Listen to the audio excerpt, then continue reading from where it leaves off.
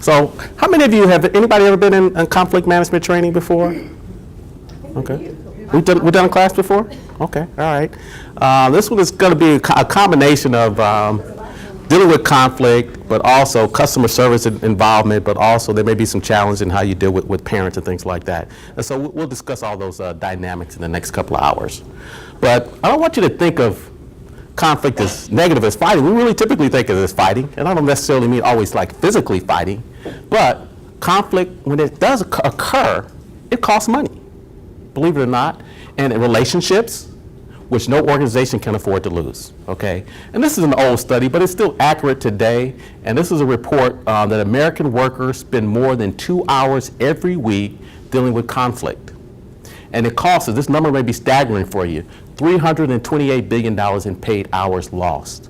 And so because what that means is lost productivity and not other things that we should be doing in the workplace. And obviously when it's the big organization, the corporation, this is a national study, that you like when they have strikes and things like that, that's conflict. And anything that can be unproductive at work because of some bickering, fighting, argument, or conflict or whatever, it costs millions or billions of dollars, okay? About 25% of employees have called in sick sometimes to avoid a conflict or to deal with conflict issues. Almost 10% of employees who saw conflict maybe result in a project failure or being successful in what you're trying to deliver. It could be also at your child care center. 27% saw conflict morph into a personal attack. Yet amazingly, only 57% of U.S. employees have never received conflict resolution training, although 95% of those who received it said it helped.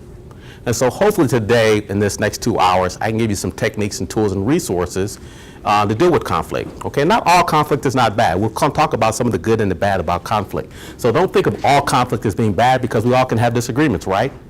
What we're going to talk about today is we want to really define what conflict is, describes what are some of its dynamics, identify core issues that create conflict at work, and particularly what are some of the issues specifically within the child care center.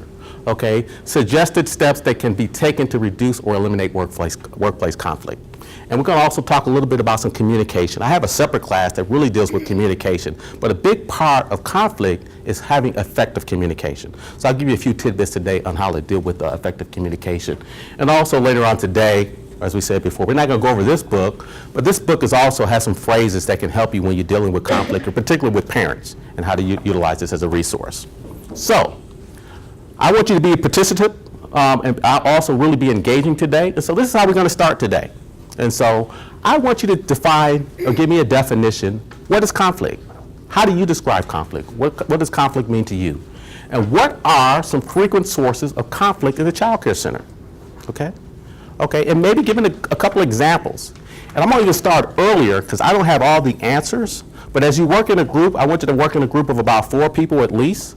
Okay, when you describe what frequent sources of conflict, what occurs within the child care center, when you give me an example, I want each table, whatever group that you're a part of, give me one example that you guys discuss, but also what are some recommendations for a solution on dealing with that conflict, okay?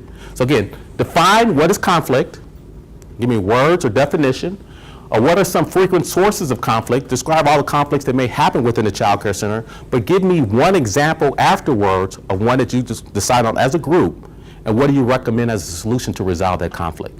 And then we'll talk about that, and then we'll also give you some other techniques to resolve conflict throughout this training, okay? So I'll give you about 10 minutes to work on this as a team. So however you want to divide up in at least 4 people, okay? And I'll come back and get your feedback, okay? Yes. What's your definition of conflict, or what's some words that you use to describe conflict? You having conflict already? Put figures? Differences of opinion, unrealistic expectations, a conflict when 2 forces have to come to an agreement, so the conflict can begin. So difference of opinions and forces are coming together with differences, and so opposing forces, okay? So what do you have over here for a definition? Similar, we just had disagreements. Disagreements, okay. And anything different at this group? Disagreements? What about this group? Misunderstanding. Misunderstanding. Sometimes conflict can happen a lot through misunderstanding. Has anyone ever attended one of my communication classes? I think we And that's a big part, communication. I know, I saw you before. And so communication is a big part of it. So misunderstanding, and that could be a communication issue. Ladies have anything different? Inability to communicate In the a- point you want to get across. So inability to communicate the point that you want to get across, okay? And so again, we got this book right here might be able to help you out as a resource as you take back a little bit later. So, what are some frequent sources of conflict within the child care center? What are some sources of conflict that you have within child care? Parents. Parents and kids. So we're going to talk a little bit about parents. So, That about covers and it. so we talked a little bit earlier. Is there more conflict with the kids or with the adults? Sometimes I heard it might be a consensus with the adults. Sometimes. Worse, right. What are some other frequent sources of conflict for you within the child care center? Biting, Biting. toddler room. In toddler room. Okay. Not lately, thank Not you. lately? Okay. And what about this group? Co-workers. Co-workers and staff and people getting along. Okay. All right. This group right here. Anything different? Pretty much the same. Okay. Okay. Okay. And this group, Definitely the adults are the more difficult. the adults. A lot of times it's like if the staff and the parents, we were talking about this, have different ideas of what behavior is acceptable. Okay. So, you have to retrain the kids to tell them, well, we're here now, and this is how we do it here. That, or this behavior is not acceptable here, just because you can do it at home. At home, right? Yeah. Okay. So that's one of the challenges that you have with conflict, of what the parents implement, and what you implement, and you have to kind of correct the correct version at school. So there's some challenges and the differences in what's implemented at home and what's at school, and so there's challenges with the parents and being on the board, the same page.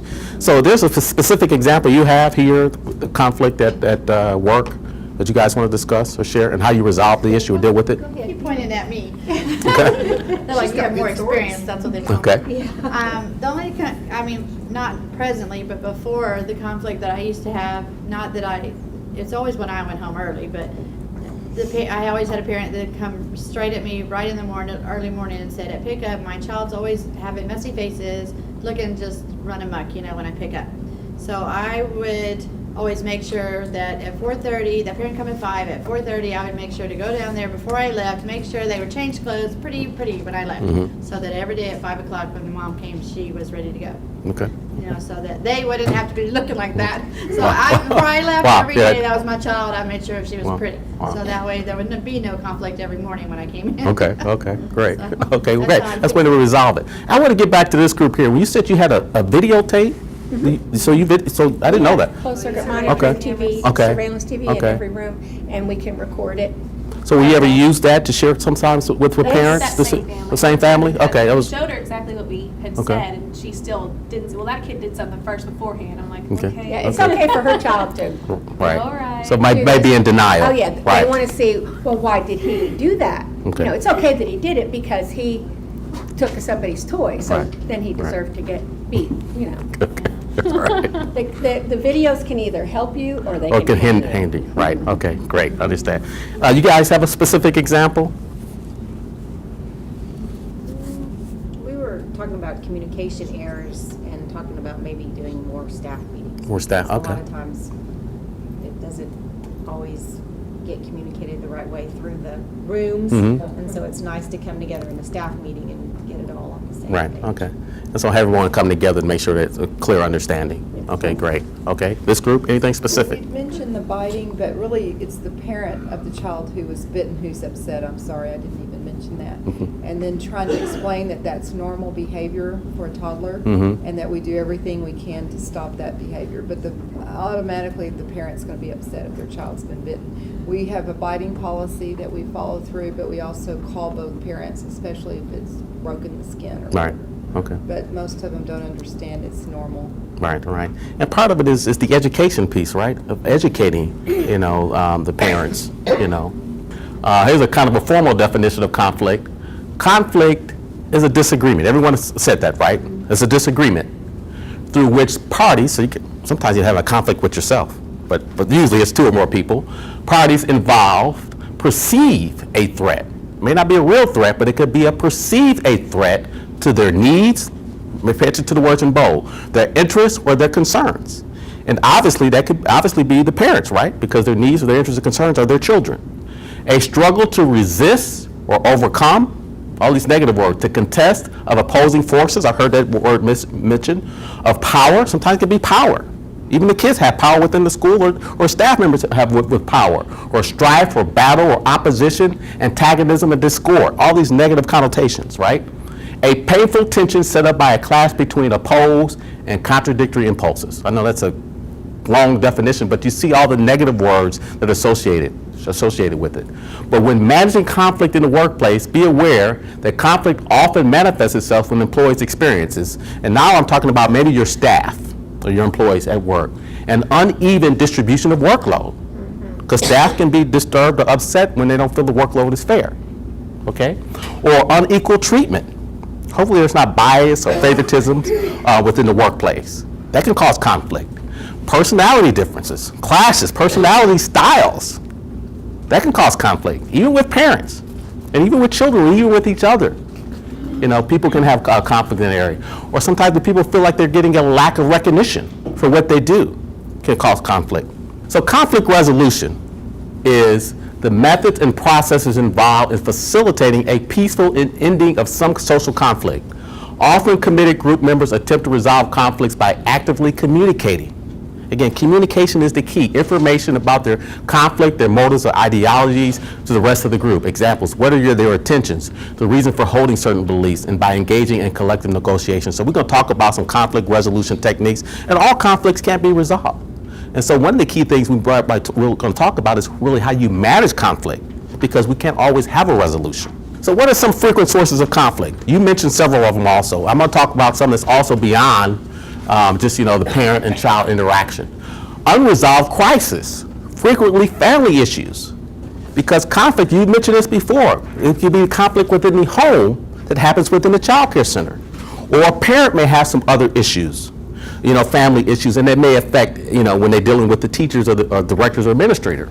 Relationship issues, okay? Financial issues, okay? Or community issues, it's all across the board.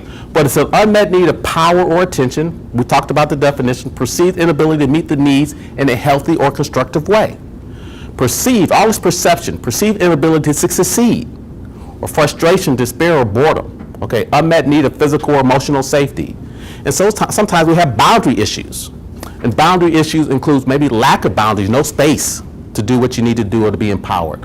Unclear definition of ambiguous boundaries. Or if you have some boundaries that you set, you know, do's and don'ts, but you may not enforce them, or they're unenforced, or no follow through on what's good and what's not good. So again, as I said before, we can't resolve all conflicts, but one of the key things is how we manage conflict. So conflict is inevitable. Like when I teach classes about stress and things like that, that's inevitable. And so conflict is common. So, but combat and fighting and getting, you know, a little bit out of whack is optional, okay? So conflict sometimes can be good. We're going to talk about when conflict is good and when it's bad. Conflict management then is the practice of identifying and handling conflict in a sensible, fair, and effective manner. Again, we're not going to always agree, but we can still manage conflict. So I tell people, you're not good or you're unskilled when you manage or you deal with conflict if you follow these tactics. You avoid conflict in situations with people. Just to avoid conflict and not deal with it at all is not a good thing. It just kind of boils up, and then all of a sudden people may explode. But not dealing with it is not good, okay? May accommodate and want everybody to get along. You don't always need to accommodate, and everybody's not going to always get along, okay? Also, you may get upset as a reaction to the conflict, and you may take it personally. Okay, don't always take conflict as being personal. You can't operate under conflict long enough to get a good deal. I'm tired of working with it, trying to resolve something, so I give up too soon or too quickly to negotiate and try to come up with a good deal. Give in and say yes too soon sometimes, okay? We'll let things fester rather than deal with them directly, and then they build up. You got all this emotion, and then you may be excessively competitive and have to win at every dispute. So we're going to talk a little bit later. We're going to give you an assessment to kind of see where your conflict management style is pretty soon. And so this is what happens when you're not good or you're unskilled, and things that you avoid or things you do too much of when you manage conflicts. You're unskilled if you do these things. Now you're skilled if you step up to the conflict and seeing them as opportunities and challenges and to make improvement and change. You're skilled sometimes if you can read and assess the situation quickly before it explodes or gets out of hand and nip it in the bud. Okay? Good focused listening. Listening that's why you can get misunderstanding. That's why communication is a big important piece of dealing with conflict and communication overall, misunderstanding. We're supposed to listen more than we talk to be understand. We'll give you a couple of techniques on how to do that a little later today. But you can hammer out tough agreements and settle disputes. Okay? You can find common ground and get cooperation with minimum noise. So if you're skilled at that, that's why they have some people, have you heard like the negotiators and mediators who come and resolve issues and get things done? They're really skilled at that. I'm not saying everyone has to be totally skilled as this is your profession, but these are some of the techniques you need to have in order to be a good conflict management person. Believe it or not, you can have overused skills in conflict management. Sometimes people can quit too good in dealing with conflict. And if you all have overused skills, these are some things that may take place. You may be seen as overly aggressive and assertive in dealing with conflict and issues. Who wants to work with someone who is too aggressive and too assertive? Okay? You may get in the middle of everyone else's problems. We got it. Donna and I have an issue, and then Colleen comes in and gets into our business, and but it's between us. But you think you can solve our problem, right? I remember when I was a kid, we used to joke around when we said, "Well, this is an A-B conversation. Why don't you see your way out?" So don't get involved in anyone else's issue. Try to let them, unless they come to you or you need to. Don't always step in. Okay? You may drive for a solution before others are ready. And I know I use this, in marriage sometimes, not to stereotype women. Most of my training are with women. So my spouse was, tell me about her day at work and this or that or issues, we just want to go and solve the problems, But people you probably need to listen first, okay? You may have a chilling effect on open debate. That means you can be cold and harsh. And, people don't want to have a debate with you if you're like that. Or you may spend more time with obstinate people and unsolvable problems. If you try to work with someone, you're just not going to solve the problem regardless. So you need to move on and maybe find common ground in something else. Because sometimes you just can't solve certain problems with people. And so your conflict is overused if you use these skills or techniques. So what are some components of conflict that are good and bad? Okay, good conflict. Conflict is okay. Get things solved. It can increase creativity. Okay, it forces people to clarify their views.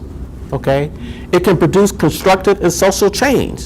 As an example, if you call civil rights or women's rights or voting rights and things like that, and fair wages for women and things like that, if there wasn't a discord, a comfort in that, conflict in that, these things wouldn't have changed. And so it's okay because this world is filled with conflict. And so in order to have constructive social change and hopefully positive other changes in the future with wages for child care workers, that's a conflict right now. If you ask me, it's a national conflict. But we need to change that. And so having conflict in that and be able to produce things that are better will make conflict good on this side. But it gives people the opportunity to test their capabilities. You can become stronger if you're able to resolve and work with and manage a conflict and challenge instead of just, I can't deal with it or let it go. Okay? So even when you're dealing with parents, right, and obviously, and even with children, don't give up. Just challenge yourself. Or sometimes it may be another person who might be better or skilled at it, or even from a relationship standpoint. So don't give up. But it develops a group of organization cohesiveness, so we all can come together. Sometimes conflict brings people together on certain issues. Okay? But it gets bad when it becomes violent, okay, or a breakdown of relationships. Have you seen that many times before? Because of conflict, it breaks down relationships. Okay, polarization of views into a static position, this way, and there's no other way.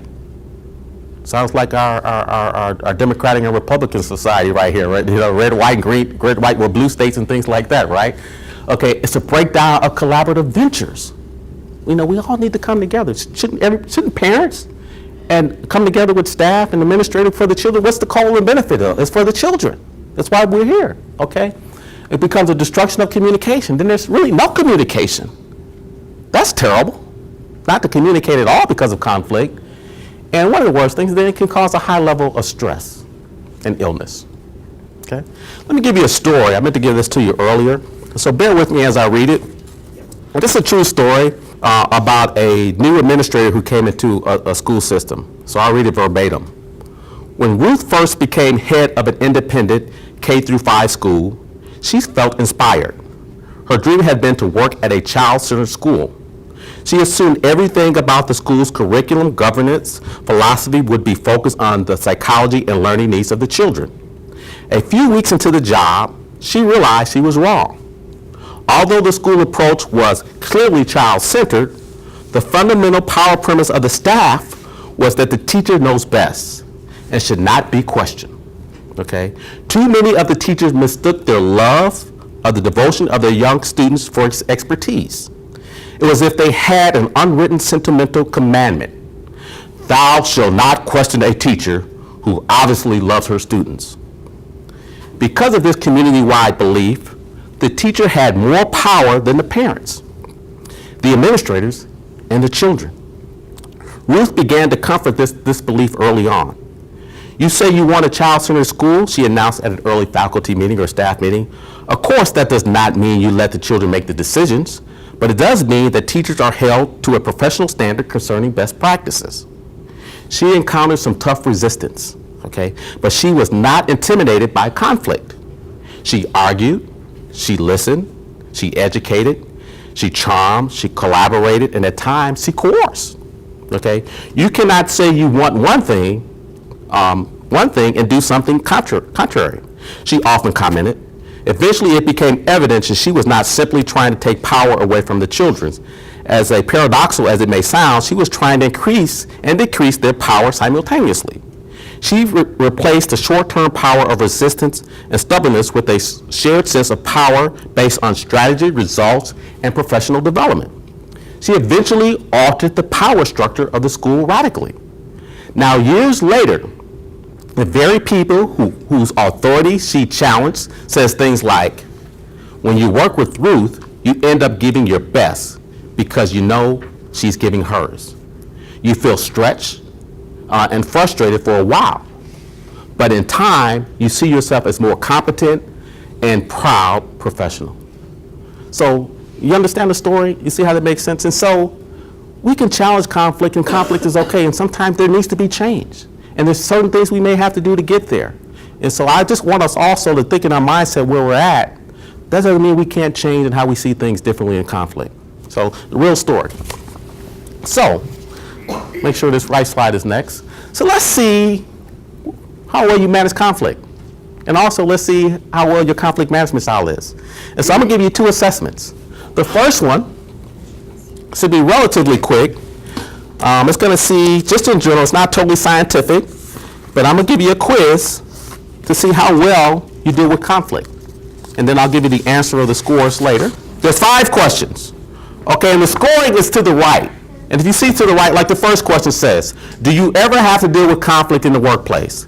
If you say no or never, the corresponding score to the right is 20. If you say yes occasionally, the corresponding score is 10. Yes frequently, the corresponding score is 5. And yes always, 0. So circle whichever score you have for that first question. But realize the second question, the scoring is also going to be the same, 20, 10, 5, 0. But if you look at the last 3 questions, the order of the scoring is going to be different. Like for the last question, how does conflict make you feel? Confident, excited, and energized, which is A. It's the spice of life. That's going to be scored as a 0. And so it's really the first 3 is 20, 10, 5, 0, the scoring. I'm sorry, the first 2, and the last 3 is 0, 5, 10, 20. Does that make sense? So again, add up your totals at the end, your total score. And I'll give you an indication based on this study, a sample. And so I'll give you an indication of how well you manage conflict. This is a small sample. So I'll give you a couple of minutes to work on that. How many of you, when you added your total scores, scored between 0 and 20? It says congratulations. You seem to be well equipped to deal with conflict situations that you currently face. This means that you are likely to be able to get the most out of diverse opinions and reach better decisions as a result. However, you should be aware that changing situations such as new coworkers, promotions, and things like that, you still may have to take each new person, the situation differently and deal with it as it comes along. But congratulations, good job. I remember so many things you told me. We do. And when I have had to do things, I remember. Can I say what? Go ahead, this is a testimony. So it tells you sometimes the training does work, right?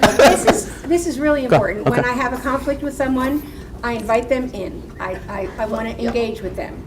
So we have a private place, say my office, and I said, well, I listen to what they have to say.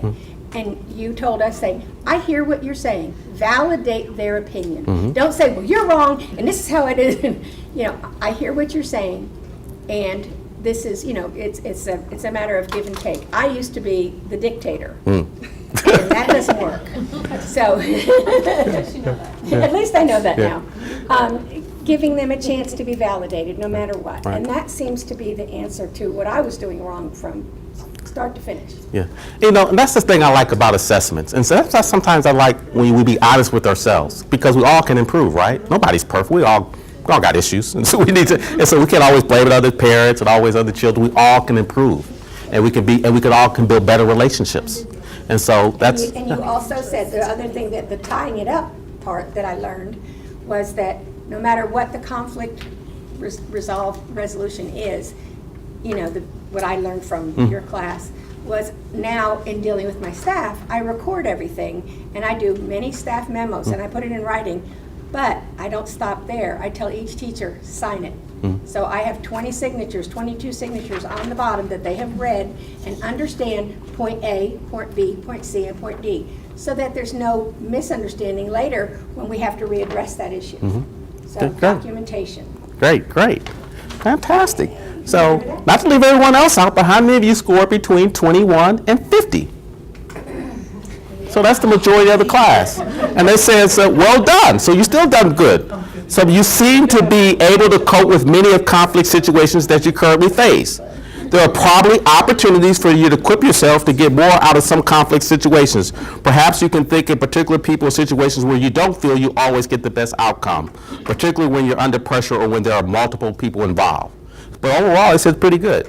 And for those who may have scored the other one, 51 to 80, you don't have to raise your hands, but I may have been there some time before, because I was a person who used to avoid conflict. I just didn't like to deal with it.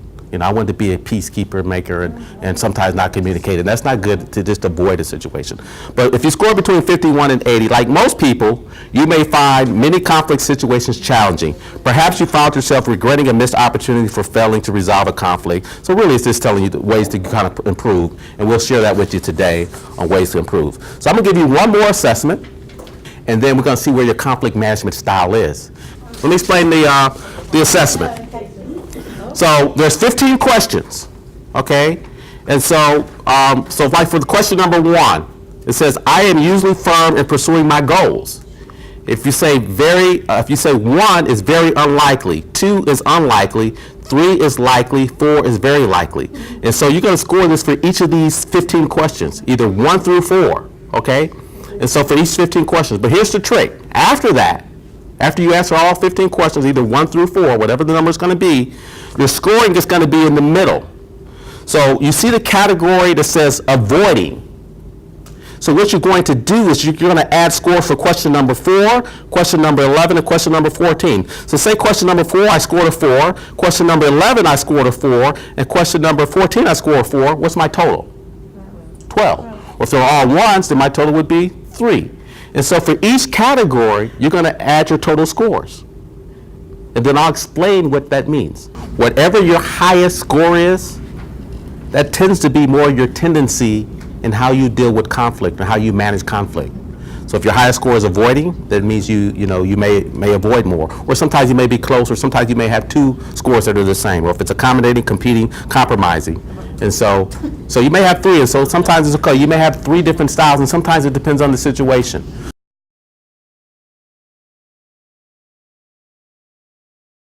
So everyone have all their scores added up, and you kind of get an idea where you fall.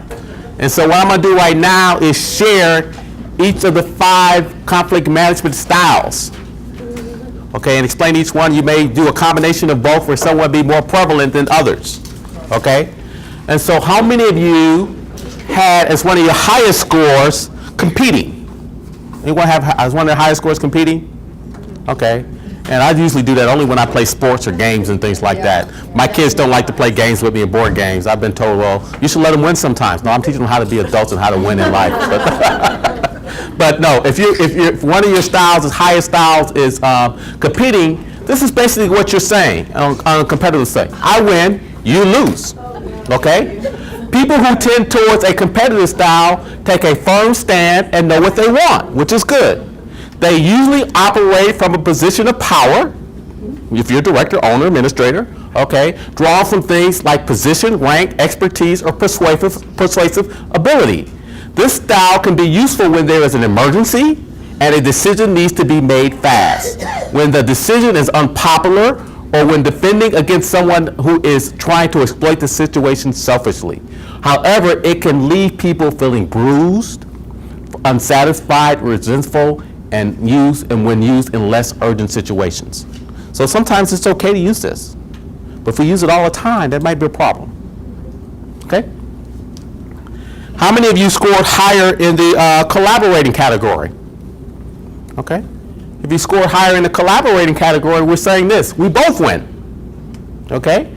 People tending towards a collaborative style try to meet the needs of all people involved.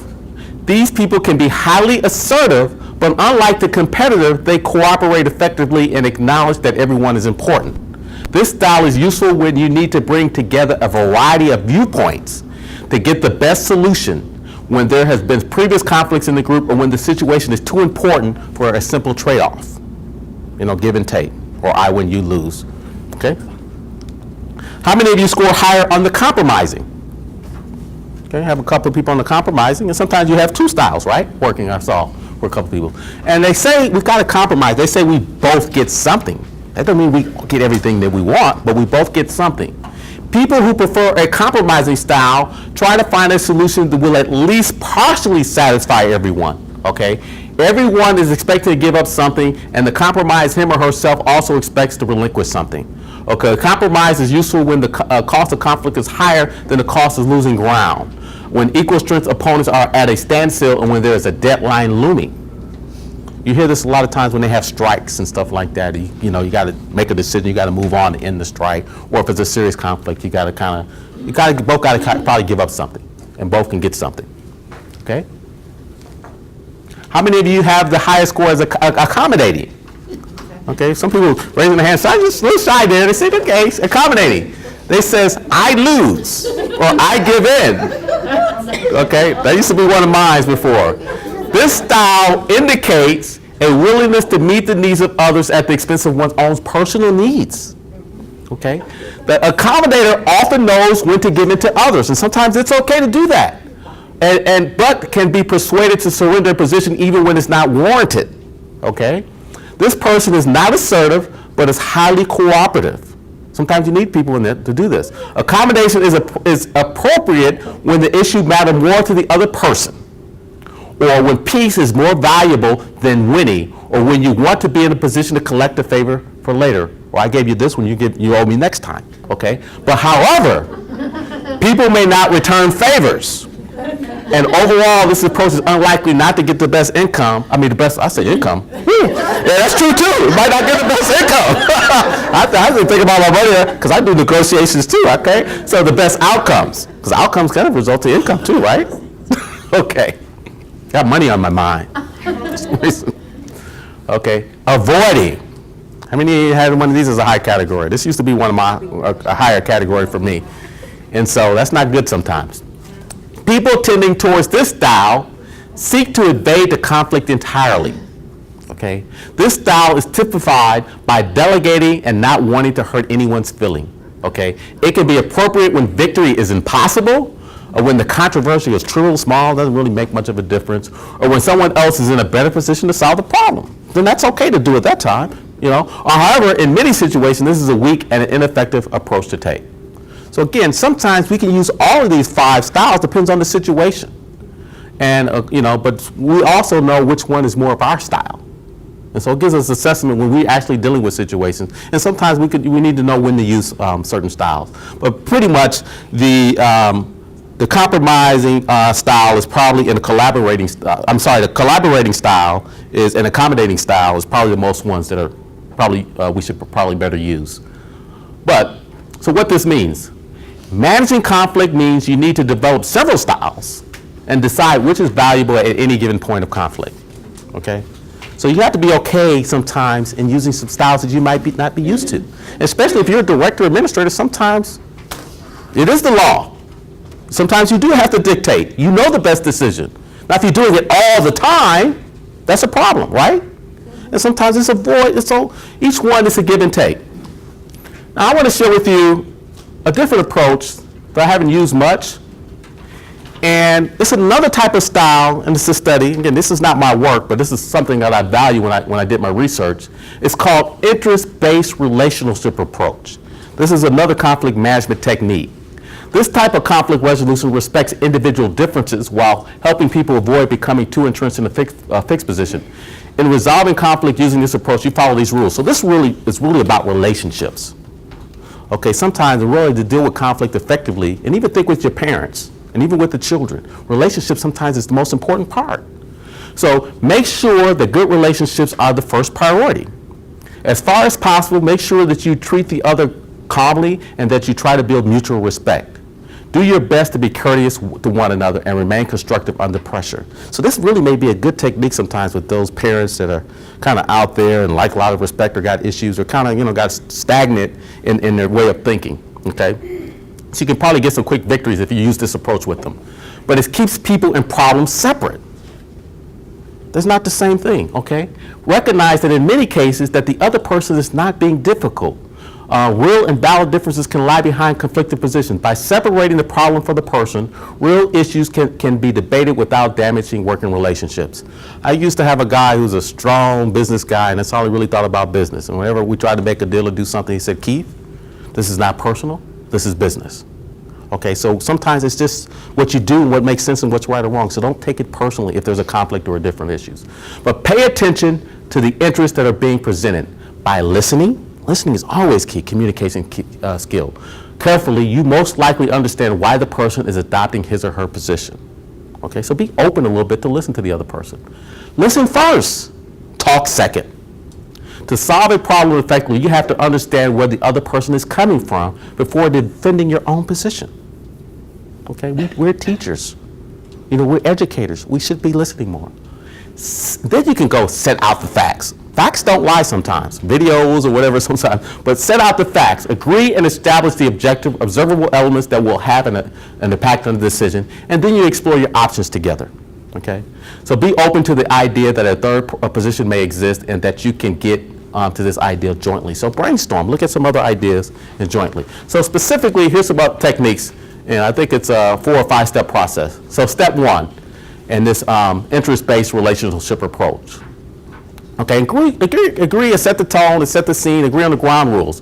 Make sure that people understand that conflict may be a mutual problem, okay, which may be best resolved through discussion, negotiation, rather than a raw aggression. So just admit that you have a problem, we got some issues, and how we're going to talk about it, okay? If you are involved in a conflict, emphasize the fact that you are presenting your perception of the problem. Again, the word listening keeps coming up. Use active listening skills to ensure you hear and understand the other person's perceptions or positions, okay? Again, I said this wasn't really a total communication class, but we are communicating. So I'll just give you a couple of tidbits on communication. So if you want to hear what the person is saying, and active listening is you can kind of restate what they're saying. That's where we get misunderstanding and miscommunication and confusion. So restate, paraphrase, and then summarize.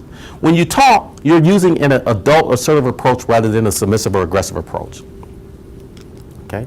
Number 2, then you can gather information. After you set the ground rules, you understand what the problem is and the issue, and you understand and you're listening, then gather the information. Try to get to the underlying interests, needs, and concerns. Ask for the other person's viewpoint and confirm that you respect his or her opinion and need his or her cooperation to solve the problem. Don't you think that's probably a real good technique when you're dealing with parents? If you kind of say it in that way, I mean, come on. 9 out of 10 are going to be on the same page with you, at least to try to come up with a resolution. Try to understand his or her motivations and goals, because you don't know where they're coming from or the issues that they've had or what they're dealing with right now. And see your actions may be affecting these. Try to understand the conflict in the objective terms. Is it affecting the workplace or work performance, damaging delivery to the client or the customer, disrupting your teamwork, hampering decision making? Be sure to focus on the work issues. Leave the personality issues out and the clashes. And so I know this class it was set for directors and administrators. This class is also for your daycare, childcare providers, your teachers. They need to attend conflict management skill classes because they can have conflict with each other and with you and also with the parents. So be sure to focus on work issues, leave personalities out of the discussion. Listen with empathy and see the conflict from the other person's point of view, okay? Identify issues clearly and concisely and identify them early. Use I statements. Again, this is another communication technique, and say, as an example, I felt this way when this happened. We're not saying you made this happen, you made me feel this way. Use the I statements to state how you feel, or use I as a personal invitation into the communication. But also remain flexible. But you want to really clarify your feelings. So be clear when you're communicating the conflict or the issue that you have. Step 3, agree. Hopefully you can come to agree what the problem is, okay? This sounds like it may be an obvious step, but often different underlying needs and interests and goals can cause people to perceive problems very differently. So we need to understand clearly, are we on the same page of what the problem is, okay? So you'll need to agree that the problems that you are trying to solve before you find a mutually acceptable solution. How can you solve a problem if you don't agree what the problem is? Because you can still be on different pages, okay?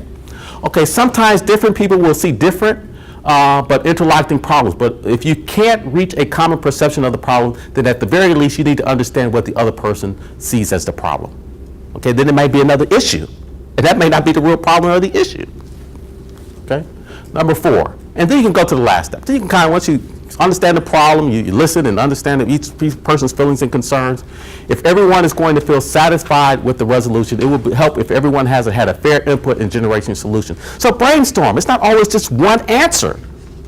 You can come up with some common grounds.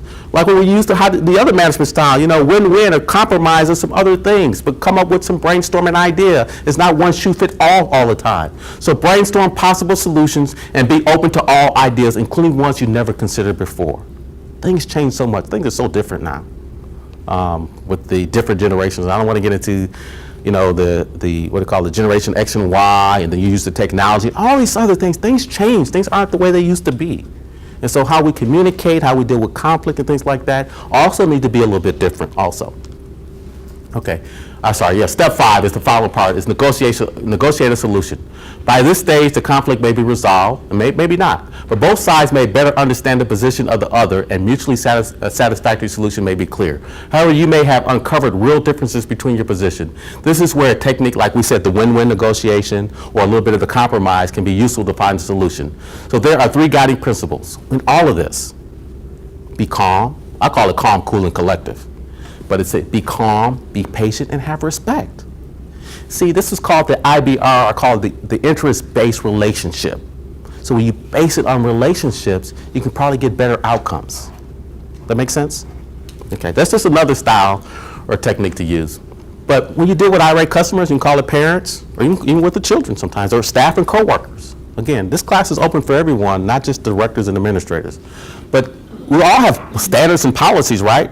Be aware of your rule book or your company policies, your child care center handbook and things like that, and procedures. And sometimes I tell the others, the staff, work with your supervisor, your manager, or administrator. But there are 3 basic elements in managing any difficult situation. First of all, you got to manage yourself. You got to manage your own emotional state. So that's when I said you got to be calm, cool, and collective, and be patient. Listen, or sometimes even if you have to take a deep breath.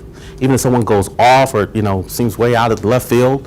But first of all, you got to control yourself and manage yourself. So manage your personal emotional state first, okay? And then you might be able to manage the other person's emotional state. So if you got 2 people going off and disagreeing and butting heads, nobody's managing anything except for chaos, okay? And so be in a better position to manage the other person's emotional state, and then you can solve the problem. That's just the 3 basic outline. But I'll give you the details of how you do that. What's that word that keeps coming back again? Listen. That's why I always said, God gave us 1 mouth and 2 ears. The biggest part of communication is listening. If you can listen and be patient. So listen carefully and patiently. And sometimes even if someone just goes off and talks, that may solve the problem already because they just wanted to vent. And that may be the resolution right there. But listen carefully and patiently. And then if you're not clear on certain things, then you can ask questions. But still, how is it? in a caring and calm and concerned manner. Who can be upset at you when you do that? Okay? Even if you don't feel like it, even if they're acting like a jerk sometimes. Okay? That don't mean you have to act like a jerk. That means you're still controlling your emotional state. You're in control of that. No one else is in control of that. Okay? Acknowledge the customer or even the parent viewpoint. Even if you don't agree. Even if they're dead wrong. But at least you acknowledge it. I didn't say agree. Acknowledge. By saying, I hear you, I understand. Or shaking your head. That gives them comfort. That's also part of relationship building. Respecting them. Okay? So, but if a mistake was made, you can apologize. Come up in front, even if it wasn't you or someone else. It doesn't make a difference. We're all a team. We're all still the same child care center. So apologize if a mistake has been made. Or even can say, I apologize, you even feel this way. They really would appreciate that also. But then you may ask, well, how can we solve this problem? But you're putting it back on them or the issue. But you say, how can we solve the problem? Or then you could also say, how, even specifically, how can we? Not just me, how can we solve the problem? Okay? But take responsibility for the problem and find a satisfactory solutions. This, again, I said before, there's more than one solution. So work with the person or the irate customer or the patient, the patient. I say the patient, I also dealt with healthcare, but also the child or the parent, okay? So your role in customer service. You got really 3 or 4 distinct roles. And some of them may seem redundant, but customer relations overall. Always have a positive attitude. When I do my customer service class, regardless, come to work throughout the day, have a positive attitude. That can help ease conflict. Okay, smile. Smiling just goes a long way. You know, it takes more muscles to frown than smile. It kind of excites the room. It can create more positive energy. Then you can probably make someone else smile. Okay, anticipate and the needs or meet the needs of others. So if you anticipate and meet the needs of others before they actually happen, you can see if someone's down, or you can see if someone has an issue or maybe a problem. Don't just blow it off. Is everything okay?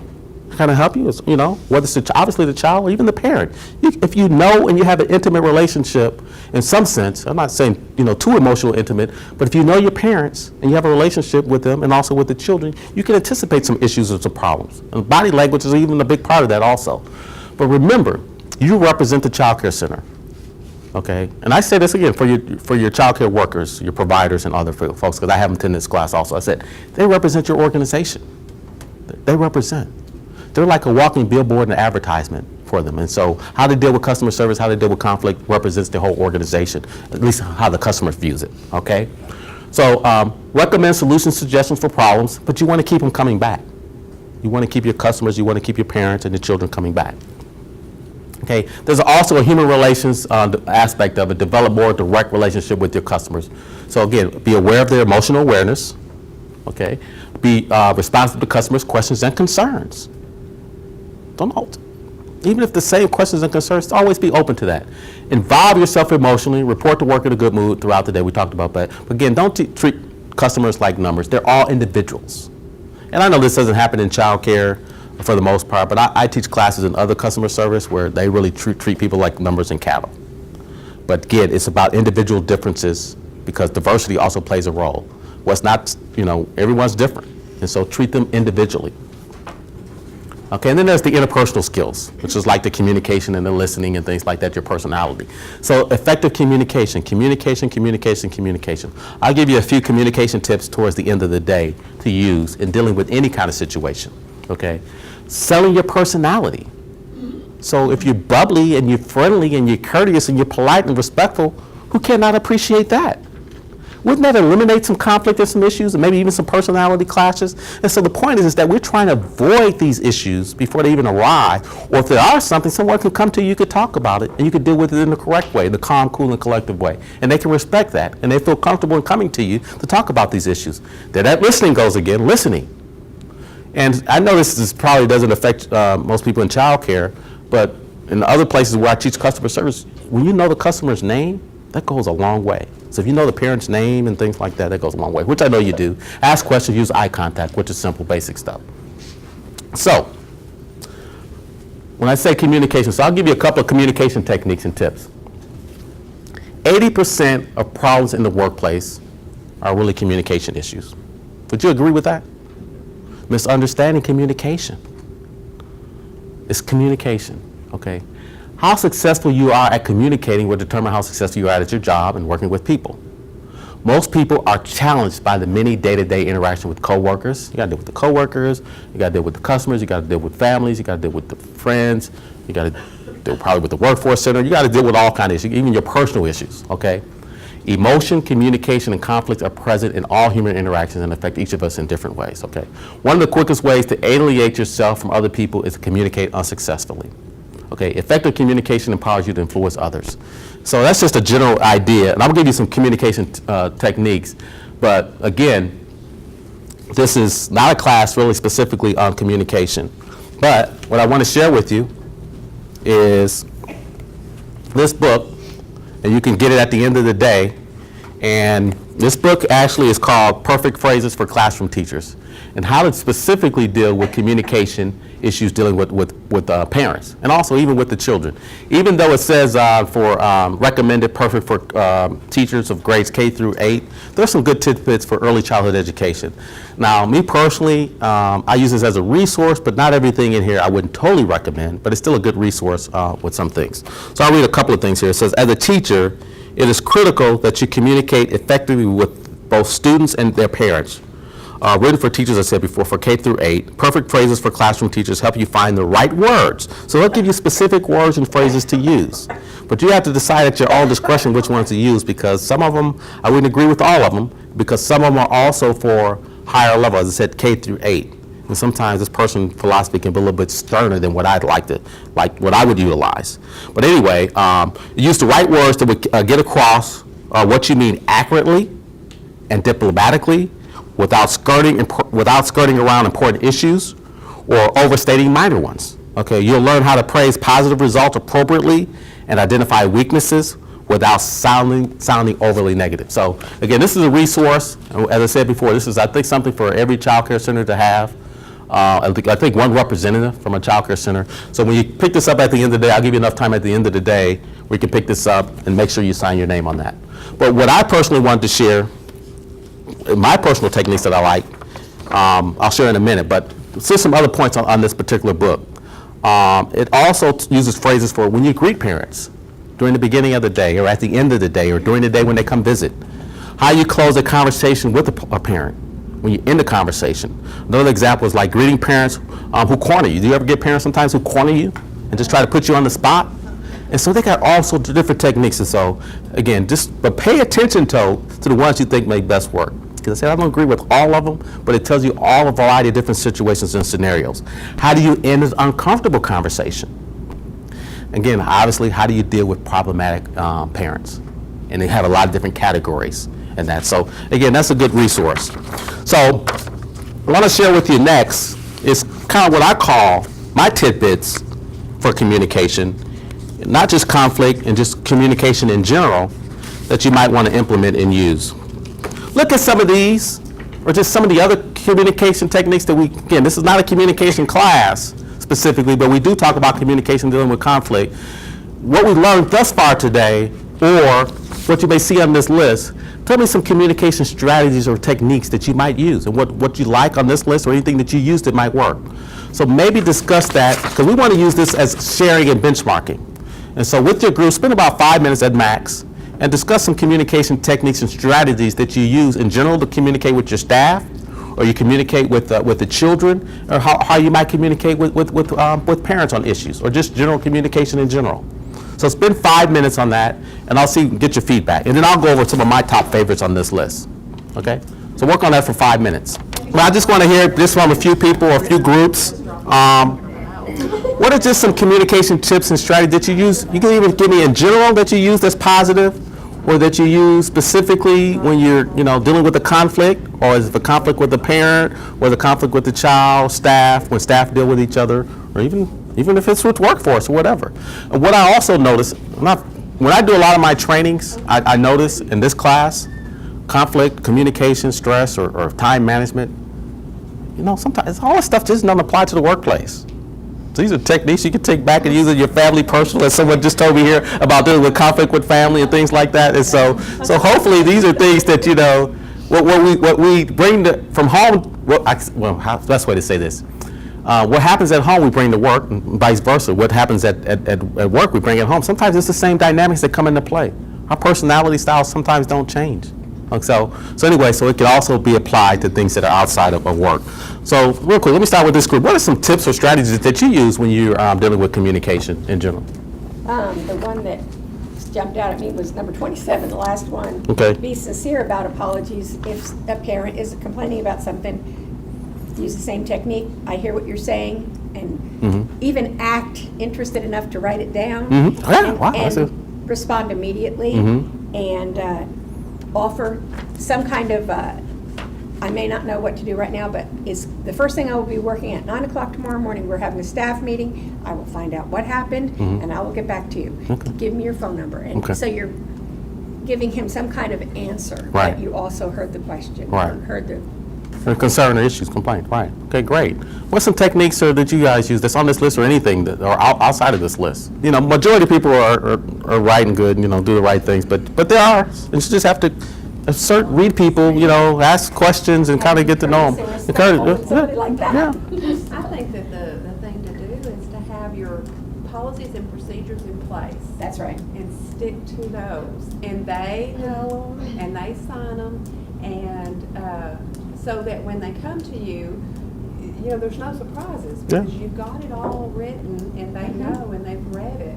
And that's what we've had to do is implement these policies, and we don't detour from those policies, Well, they're And learning Kind it of like if the I hard do way. it for you, I have to do it for them. And- So I'm sorry, yeah. I can't bend the rules at all. That's why you got to have consistency. And so it makes favoritism. What's not fair? And then why not me if I come in the next week? And why not everybody? And so sometimes policy are meant there to be strict, and there are rules and regulations, like it or not, And so if they sign and they agree to it, that's a conflict that they've already abided to and agreed to it in the beginning.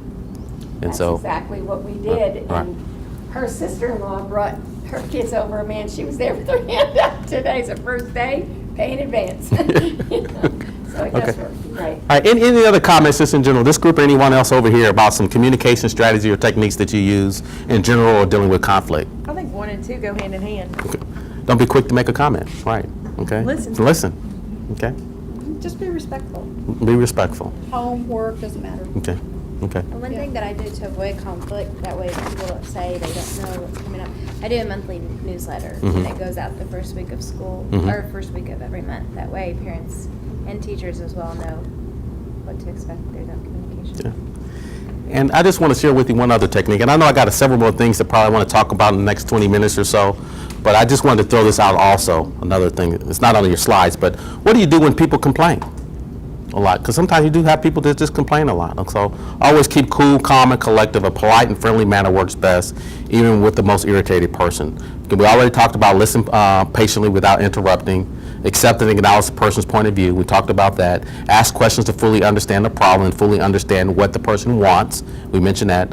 Fully discuss possible solutions, reach closures, genuinely thank the person for speaking up. And so that's something I didn't add before, but thank the person for speaking up.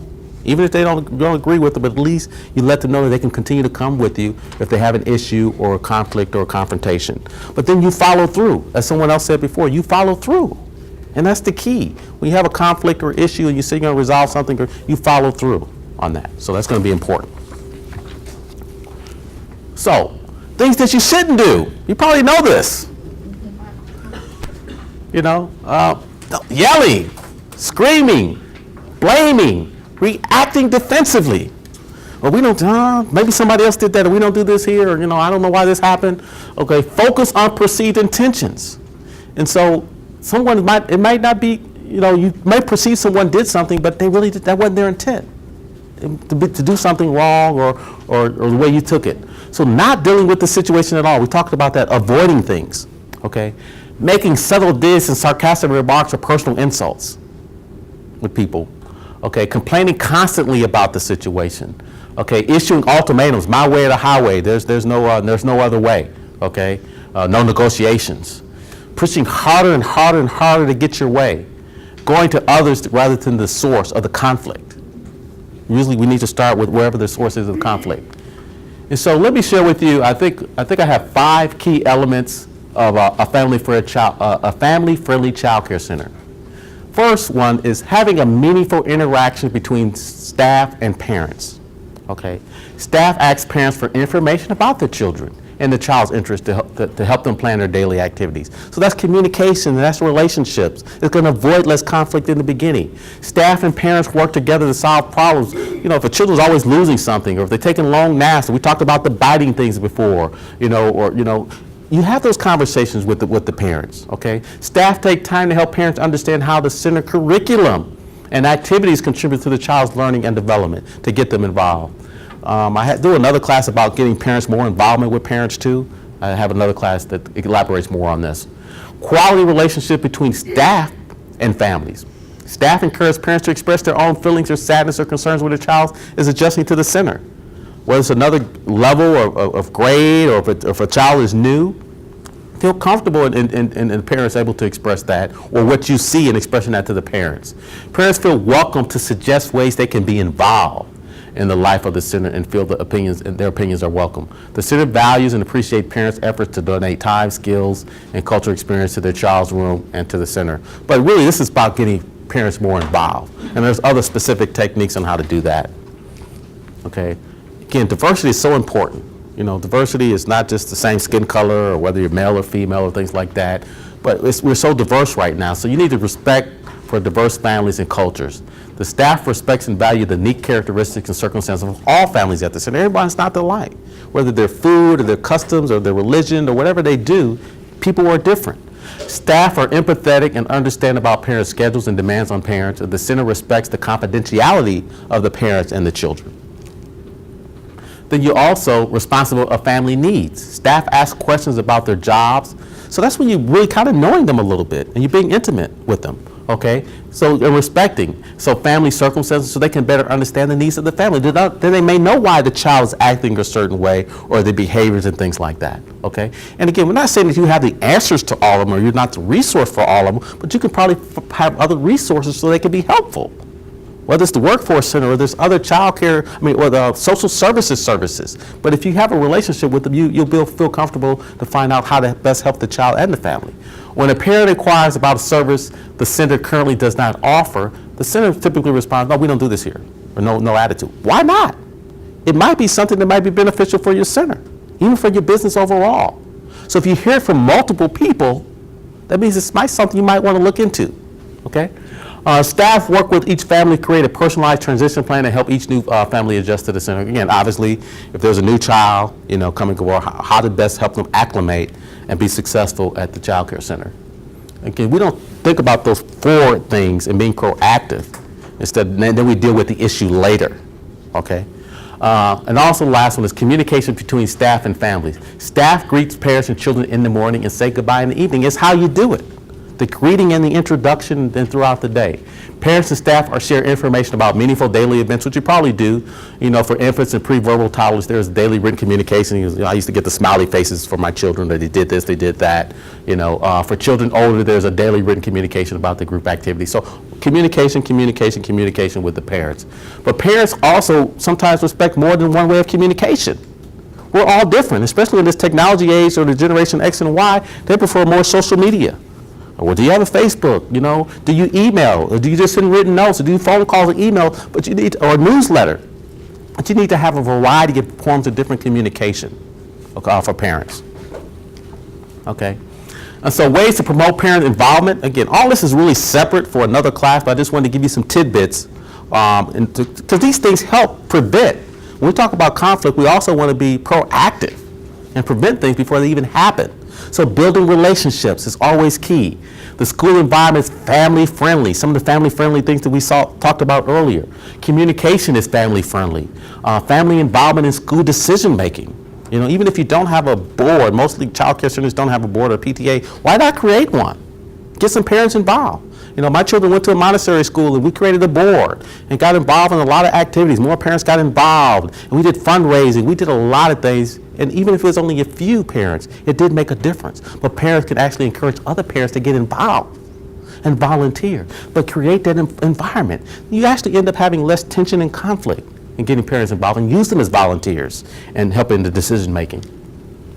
So we're going to do this last exercise, and I'm going to close with a couple of summary statements and some additional ways to deal with conflict. So we're going to spend the last 7 minutes or so working on these exercises. Some of we may have done before, but we're going to spend a little bit more time specifically on these 4 questions. You may choose 2 or 3 out of the 4, but what would you do? And typically this one is if a staff member was here, even if you have to deal with one of your staff members ever felt this situation. There was a time that you felt a staff member was treating you or someone else unfairly. Or what would your staff do? What have they done in the past? Okay. You saw a staff member was treating a child inappropriately. Okay. You had something to contribute to the team or the service, and you felt your opinion wasn't valued. Again, I know some of these questions are kind of more to the direct care providers, but just think, how would you do, how would you expect your child care providers to respond? And again, the last one, there was a strong issue. I said a really strong issue or disagreement with the parent. And you may have some real examples. So discuss that example, but how would you resolve these? What would you do? What have you done that's been successful? And I know we've only been here for 2 hours, but maybe think of some of the techniques that we've used or we discussed today. And so, again, we don't have all the answers today, but at least there's brainstorming, there's more than one answer. So let's just discuss this as a group, and I know we may not get through really all of the questions, so decide which 2 or 3 that you have time or you want to work on. So we're going to quickly spend 7 or 8 minutes on this. So what would you do what would you recommend a staff member do if there was a time that he or she felt that they weren't treated that they was treated you or someone else unfairly? What would you recommend that they do? Not to avoid the problem. Not to avoid the problem? Go to the source. Go to the source. Analyze the situation and discuss it. Discuss it, okay. All right, okay, great. Everybody in agreement with that? Okay. Okay, you saw a staff member, or even if another member saw a staff member, we probably know what you would do, but what do you think they should do if they saw a staff member was treating a child inappropriately? Minimum standards. They Answers need everything. to That's- bring that to the source. Like Yeah, us. right, okay, bring it to you, right? Okay, that's probably a simple one too. But do you think your staff know that? Would they definitely deal with that appropriately? Okay, because they could conflict you.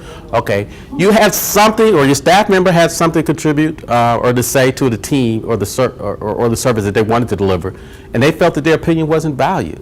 What would you recommend that they do? Because they got some conflict in this, but no one listens to them, no one, their opinion's not, sometimes you have people in meetings or ideas and suggestions, they feel like, nobody listens to my ideas and suggestions, or, and they may have some conflict or issue. What would you recommend that they do? Or even if it was you, the people didn't believe in your ideas and your opinions. Make sure you have one-on-one time with the staff. Always have those personal meetings with them every once in a while, so they're being heard. That's a good one. Personal meetings and one-on-one time.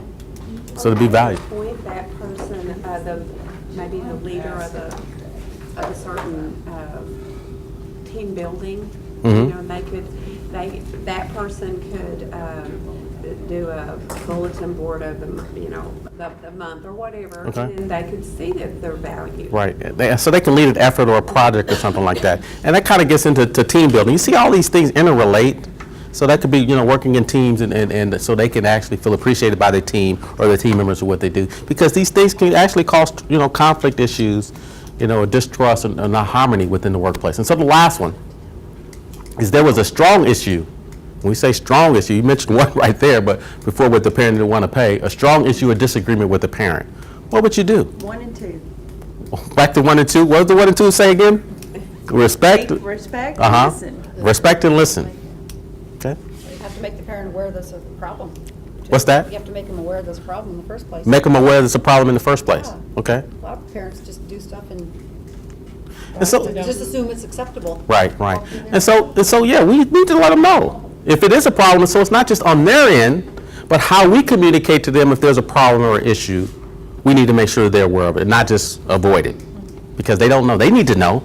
More than likely they will let us know about things, but it's mutual. We need to let them know about problems and issues. If you don't know it's broke. That's right. That's right. You Okay. might need a witness there. Okay. That's always good. Or Okay. someone above you who can Okay. support you. Support you on that. Okay. So, good. So let me kind of close with a summary and some also things that we've already said, and maybe a couple of new ideas and tactics that we might not mention, but most of these we have what to do. So again, it's always keeping yourself calm, and sometimes we may need to breathe and take a breath or to deal with this, especially if something just happened immediately, or you fed up or something just burning.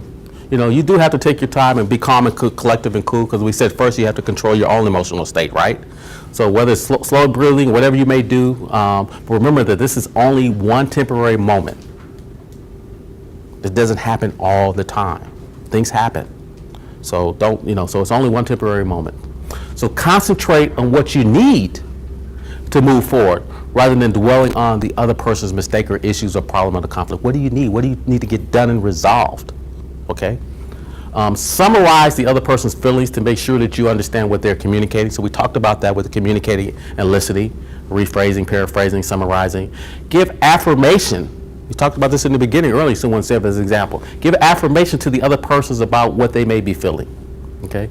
Acknowledge and apologize for any mistakes if you have made it. Even if you don't, you can still say I apologize or acknowledge that you feel this way. Okay? Focus on positive results and make specific requests that will enhance achievements of the goals. And so we don't always need to focus on the negative sometimes. When conflict, some people, we always focus on problems. So we balance that by focusing on the positive things and also what we need to make the negative things positive. So build good relationships before conflicts occurs. So build those relationships with the parents and with others and staff members. Do not let small problems escalate. Deal with them as they arise, because they can snowball. Okay? We talked about respecting differences. We talk about listen to others' prospective conflict situations. Acknowledge feelings before focusing on the facts. Feelings are important. We need to acknowledge people's feelings. Sometimes they just want to be heard. So we don't always need to first focus on the facts. Acknowledge the feelings first. Focus on solving the problems, again, not changing the people. Okay? If you can't solve the problem, turn to someone who else can help. You may need some other sources or resources to help you. Again, we said this before, don't be too quick to make a comment, okay? Let go of personality clashes. We all got our personality classes.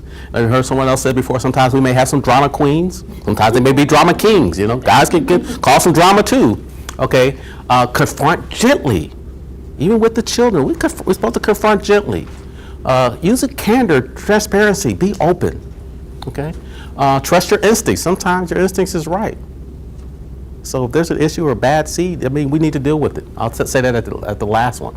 But choose the relationships you have with others. Sometimes there may be some relationships we may not need to have. There may be some business that we may need not to have, and some customers we may not need to have.